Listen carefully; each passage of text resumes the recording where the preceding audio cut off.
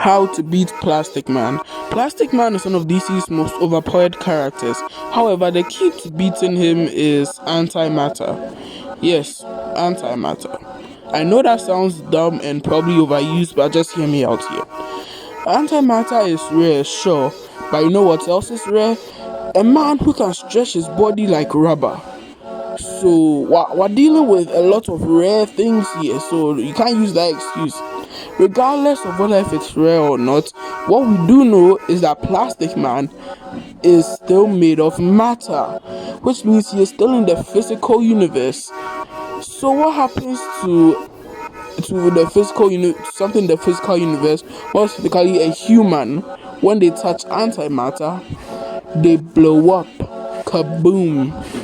You don't believe me? Google it. Wikipedia literally says that a collision between any particle and its antiparticle, which is another word for antimatter partner, leads it to their mutual annihilation. People, you won't never hear the word annihilation. If you don't know what it means nothing. Gone. That's it. Boom. Gone. No ashes to ashes, dust to dust. No, there's nothing left. No ashes, no dust, no nothing. Hell, if they wipe your memory of it, there will be no way of finding it again, because it's gone. It's annihilated. That's why the word is so heavy and so used in heavy situations. When something is about to be truly gone, erased. That's why people rarely use the word annihilation, whether they say gone, because annihilation is just that heavy of a word. And I say that's what happens. But then again, as I said, antimatter is rare. But you can find that from black holes, specifically a black hole formed from antimatter, and that has only consumed antimatter. And then now that brings a question. So how am I supposed to find a black hole that has only consumed antimatter and was formed from antimatter? This is a fictional universe, bruv. There's probably some random villain of the week that has it contained in that basement and doesn't even know what to do with it.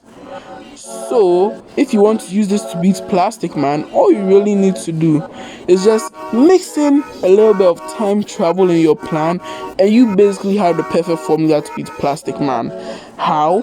Check this out. You see, first, you just steal a version of Plastic Man from the past. It's not that hard, really. Like, not only are there multiple versions of him, there's like a whole past. Plasma existed for forever. Just pick him from last week or something. Tell him, hey, Plasma, you're gonna go on a little adventure. He's dumb. He's gonna fall for it. You think, oh, sweet. Then tell him that, yo, before we do this, we have to infuse your antimatter. Yeah, you see, that's how you know he's a dummy. Now, of course, this is going to be extremely dangerous, but I said it's a fictional universe. That same villain of the week probably has a way to infuse it into him without blowing up the entire tri-state area. So, after you infuse him with antimatter, just teleport him to the present Plastic Man. So now we have a past version of Plastic Man infused with antimatter, and a present version of Plastic Man who's made of regular matter.